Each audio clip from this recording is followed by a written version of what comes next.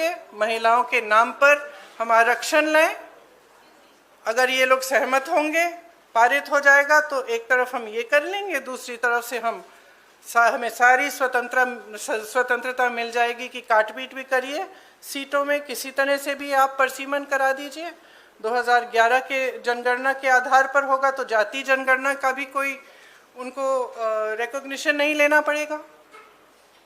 तो ये साफ है कि उन्होंने सोचा चलो पारित हो जाएगा तो जीत, पारित नहीं होगा तो हम हर नेता के सामने बाकी पार्टियों को महिला विरोधी कहकर महिलाओं के मसीहा बन जाएंगे। तो आप महिला हैं, हम जानती हैं कि महिलाओं का मसीहा बनना इतना आसान नहीं है, करके दिखाना पड़ता है। एक इतिहास है, कांग्रेस पार्टी का एक इतिहास है, विपक्षी दलों का एक इतिहास है, भाजपा का इतिहास है महिलाओं के संदर्भ में, और वो इतिहास बहुत स्पष्ट है। आपके खड़े होने से सदन में उसका विपरीत कहने से कोई फर्क नहीं पड़ता। महिलाएं देख रही हैं, उन्नाव को देखा, हाथरस को देखा, ओलंपिक की खिलाड़ियों को देखा, यहीं दिल्ली में सड़क पर बैठी थी, किसने पूछा उनको? मणिपुर में महिलाओं को देखा, किसने पूछा? और आज आप संसद में खड़े होकर कह रहे हैं हम मसीहा बनना चाहते हैं महिलाओं के। तो ये बहुत स्पष्ट है कि ये महिला आरक्षण बिल की बात नहीं थी, ये परसीमन की बात थी, और परसीमन इनको इस आधार पर करना था जिसमें इन्हें जाति के आंकड़े नहीं देखने की ज़रूरत होती और अपनी मनमानी करने की पूरी स्वतंत्रता मिलती।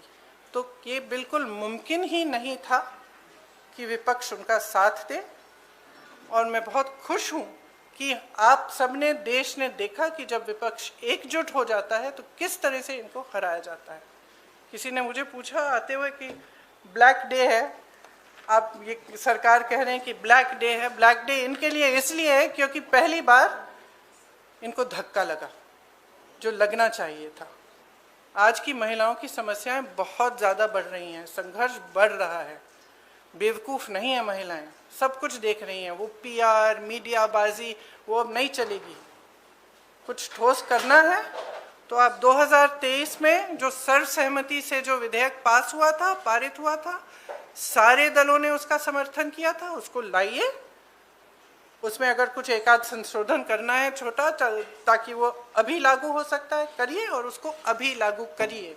महिलाओं को हक दीजिए, अभी दीजिए, लेकिन उसको आप घुमाकर और दूसरी चीज़ों के साथ उसको अटैच करके आप गुमराह करने की कोशिश मत करिए। सीधी सी बात है, इसको अभी करिए, हम सब तैयार हैं। अब आप पूछिए। मेरा सवाल आपसे ये है, जब ये बिल गिरा उसके बाद, मेरा सवाल आपसे ये है कि जब ये बिल गिरा उसके बाद लगातार सरकार की तरफ से कहा जा रहा है कि राहुल गांधी ने फ्लोर ऑफ द हाउस में बोला कि बिल पास करना है तो मौजूदा परिस्थिति में 1 सेकंड में आप मौजूदा सीट पर पास कर दीजिए 543 पे। तो क्या विपक्ष उसके लिए तैयार होगा? अभी कि तो जो आपने बोला जो 2023 वाला बिल है, पर अगर मौजूदा सीट 543 है, वही तो है। 2023 का जो विधेयक है उसमें ये था कि इन्हीं सीटों में से आप 33% महिलाओं को देंगे। मैम उसमें लिखा था कि सेंसस के बाद डिलिमिटेशन होगा, उसके बाद तय की जाएगी, जो भी सीट होंगी उस पे 1/3 मिलेगा। तो यानी कि सीटें बढ़ती, पर नहीं, 543 में से ही था। तो उसके लिए आप लोग तैयार हैं? हाँ, बिल्कुल तैयार है। जी प्रियंका जी, दो दिनों तक हमने बहस देखी और अब क्रेडिट उधर से भी क्लेम किया जा रहा है, आप लोग भी दावा कर रहे हैं। नहीं, हम क्रेडिट का दावा नहीं कर रहे हैं। हम आपको इतिहास के बारे में बता रहे हैं।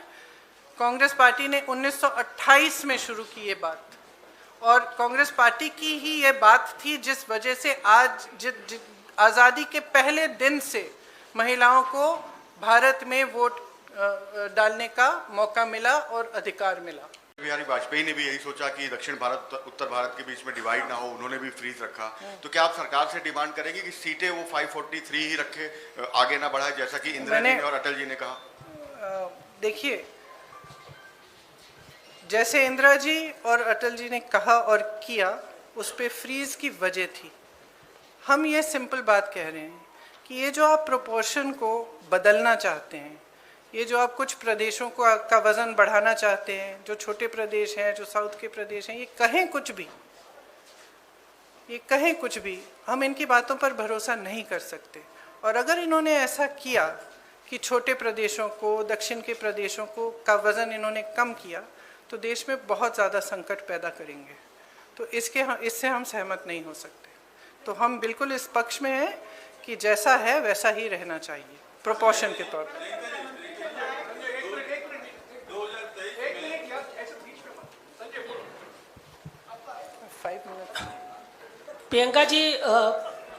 प्रियंका जी आपने कहा और विपक्ष लगातार कहता रहा है कि लोकतंत्र जो है वो खतरे में है। आपको नहीं लगता? मैं आपसे सवाल कर रहा हूं कि 2 साल पहले विपक्ष की एकता दिखी थी संसद में, और 2 साल के बाद वो लगातार डवाडोल दिखी, इस बार फिर दिखी है। तो क्या आपको नहीं लगता है कि विपक्ष को भी अपनी एक जिम्मेदारी निभानी होगी कि ये जो डवाडोल रहती है उनकी स्थिति, एक मंच पे आते हैं एक वक्त में और फिर वो अपने अपने अंतर विरोधों में जो है वो फंस जाते हैं। तो क्या ये अंतर विरोध से उभरने का ये डिफाइनिंग मोमेंट माना जाए? सबसे पहले तो मुझे लगता है कि इसको ऐसा माना जाना चाहिए। दूसरा, देखिए, विपक्ष जो है उसमें बहुत सारे दल हैं, कुछ प्रदेश हैं जिसमें हम एक दूसरे से के खिलाफ भी चुनाव लड़ते हैं, लेकिन अगर आपने देखा होगा जब ज़रूरत पड़ती है तो हमारी एकजुटता पे कोई उंगली नहीं उठा सकता। कल आपने देखा हमारी एकजुटता कितनी मजबूत है। तो मैं इससे सहमत नहीं हो सकती कि डवाडोल है हमारी एकता। Answered, but related to this only, that do you think for the elections in states or at the center, this unity will be seen in future? As you've just mentioned that this unity has only been able to defeat this government. I think there are certain factors which are coming together at this point in India's history. As I said, one is the international pressure on the government, which is very visible by the actions they are taking, which are not necessarily in the interest of the nation. In fact, many of them are not. There is more stress on people. Prices are rising. Other factors are coming into play. Prices are rising immensely. Difficulties are becoming greater. And I think that at this time, the opposition has shown its unity. It's not just the fact that we are united as an opposition, it is also the fact that there is a mood amongst people. They are fed up of lies, they are fed up of all this, I'm sorry to say, but they see through also, I'm sorry to say, but a lot of the sort of media propaganda. They see through that as well. They are looking more towards finding out the truth. And I think the opposition, in the actions that we took yesterday in Parliament, we have stood for the truth, we have stood for the Constitution, we have stood for the nation, and we have stood as one. I think that this is a moment that we should all recognize. We all saw the faces of the bigger leaders of the BJP in Parliament. It was very clear from their expressions that this was a shock to them and that they were defeated for perhaps the first time in these 12 years. I think we should all accept that from now on, we fight harder, we stand together, and hopefully we will be able to push through much more than we did before. Priyanka ji, आपने कहा कि 2023 का जो bill है, उस bill को अगर लाया जाए तो हम उसका समर्थन करेंगे, लेकिन उसमें महिलाओं का सीट कौन सा हो, इसका निर्धारण कैसे होगा? इसकी कोई सलाह है आपके पास? अब ये देखिए, जो निर्धारण करेंगे वही ये अपने आप ये प्रयास करेंगे। अब इसमें मैं सलाह क्या दूंगी उनको?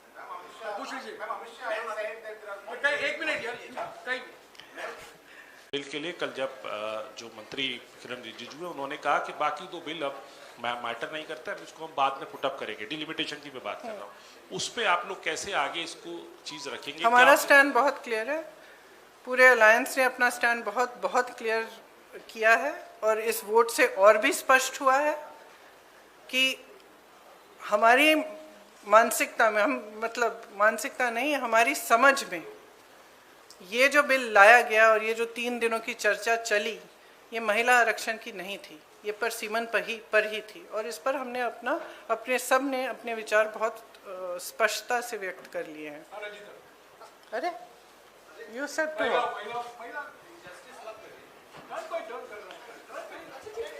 लेटर। मैम सर महिला ही है इधर भी, वो भी और मैं भी। मैम आपने 543 सीटों की आपने कहा कि 543 मौजूदा सीटों पर सरकार दे दे, तो ओबीसी का उसमें प्रावधान नहीं है, एससी एसटी का तो है, तो क्या उसके लिए भी अगर आप नहीं, उसमें उचित प्रावधान बनाया जा सकता है, क्यों नहीं बनाया जा सकता। और दूसरा मैम सरकार के नैरेटिव को काउंटर करने के लिए, क्योंकि सरकार कह रही है कि हम सड़क पर जाएंगे, संसद से सड़क तक की लड़ाई लड़ेंगे, तो क्या कांग्रेस का भी कोई ऐसा थॉट प्रोसेस है कि हम भी सड़क पर जाएं, और अगर जाएंगे तो क्या कोई रूपरेखा? देखिए, इन्होंने ये पूरा प्लान पहले से बनाया था, शायद ये भी इस प्लान का हिस्सा था। हम अभी कल हमने इनको डिफीट किया है पार्लियामेंट में, हम आज बैठ के हम भी सोचेंगे कि हमें क्या करना है और जरूर करेंगे कुछ।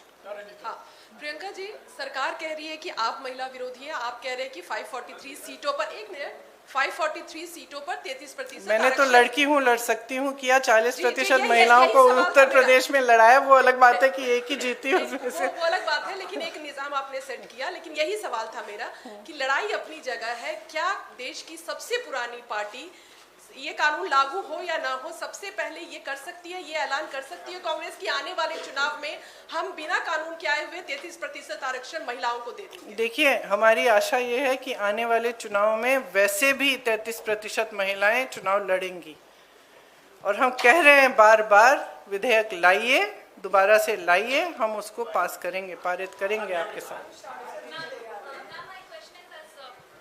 Today the opposition is planning to write a letter to Prime Minister Narendra Modi for the implementation of this bill.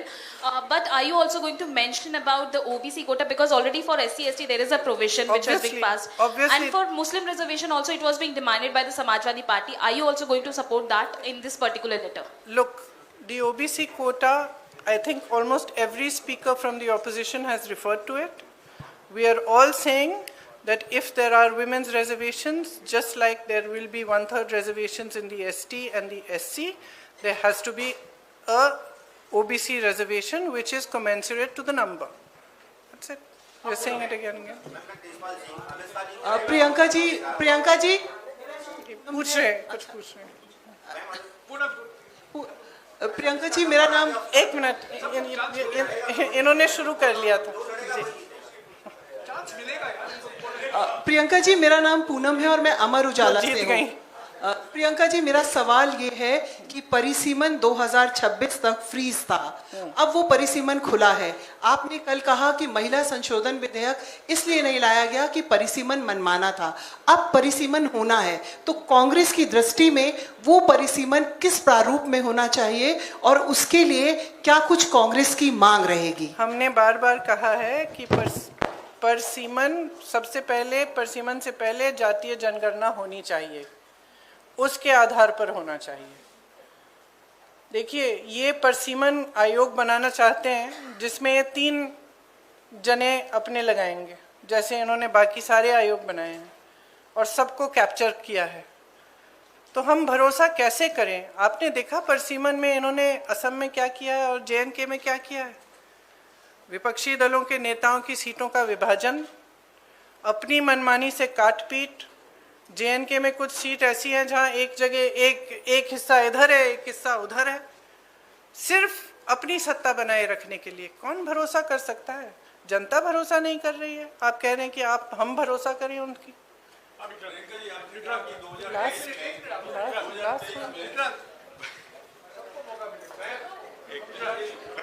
Priyanka ji, जिस तरीके से 1971 में इंदिरा गांधी जी ने सोचा था कि दक्षिण भारत उत्तर भारत में डिवाइड ना हो, इसलिए सीटें उन्होंने उतनी ही रखी। इवन 2001 में अटल बिहारी वाजपेयी ने भी यही सोचा कि दक्षिण भारत।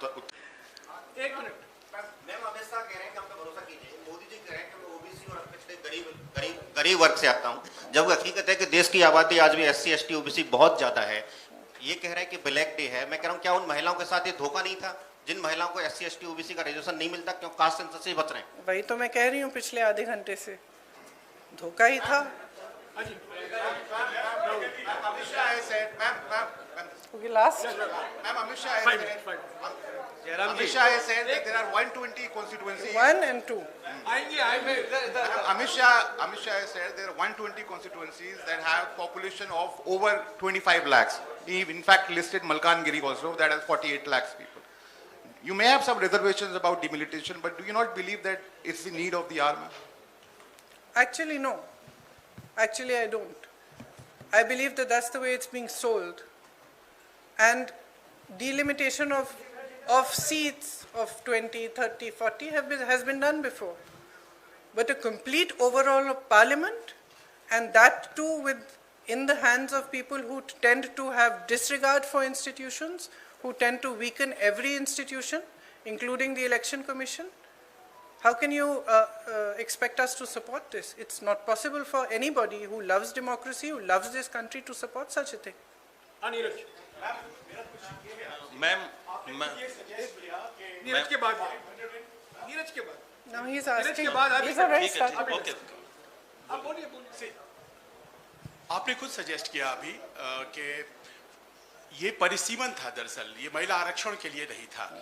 तो ऐसे में अब ये प्रश्न हो जाता है कि सीटों की संख्या को शायद 543 पे लड़ना नहीं चाहते, 850 पे लड़ना चाहते हैं। तो आपको क्या ये लगता है कि they feel jittery about fighting on 543 since आप लोगों ने अचीव कर लिया था 235 व्हिच इज लाइक इंडिया के पास 235 और उनके पास 240? No, I don't think they're jittery about fighting 543. I think firstly the men are trying to reserve their own seats, right? So that their 5 out of 543, their seats don't go to women. Ma'am Possible, yes. After all, we are living in a patriarchy. Ma'am So firstly, there's that issue. Secondly, as I said, we cannot trust them with delimitation because their attempt that we have seen in Assam and in J&K has been it's been completely designed in a way that they should win, designed in a way that it benefits them. So how can we trust them with that? Ma'am Neeraj news 18 India से हूँ। कांग्रेस के आकलन में आप लोग को क्या लगता है कि नंबर सरकार के पास नहीं थे क्योंकि 2/3 बहुमत जरूरी था सदन के अंदर, ऐसे में क्या वजह थी? सरकार का मुख्य मकसद क्या रहा होगा इस बिल को लाने का? मेरे ख्याल से मुख्य मकसद यही था कि हम कुछ ऐसा करें कि हमें महिलाओं के मसीहा बन जाए। अगर हम बिल पारित नहीं होता है तो हम घर घर जाके कहेंगे कि ये महिला विरोधी है और देखो हम तुम्हारे लिए कुछ करने की कोशिश कर रहे थे और इन्होंने करने नहीं दिया। अगर पारित हो जाएगा तो वैसे भी हम मसीहा बन जाएंगे। पता नहीं, यही मेरा महिला दिमाग कहता है। मैम इधर मैं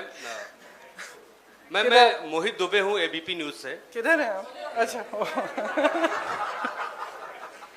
मैम मेरा सवाल ये है कि आप लोगों ने कहा कि हम महिला आरक्षण के विरोध में नहीं हैं, परिसीमन के विरोध में, लेकिन वही दूसरी ओर भारतीय जनता पार्टी और एनडीए के लोगों ने कहा कि नहीं महिला विरोधी आप लोग हैं, महिला आरक्षण के विरोधी हैं। सवाल मेरा ये है कि आज आप लोगों ने बैठक की है, बैठक में आप लोगों ने क्या फैसला किया? क्या ये भी फैसला किया कि प्रधानमंत्री नरेंद्र मोदी से मिलकर आप लोग जो है मांग करेंगे कि 543 सीटों में से ही महिला आरक्षण लागू किया जाए?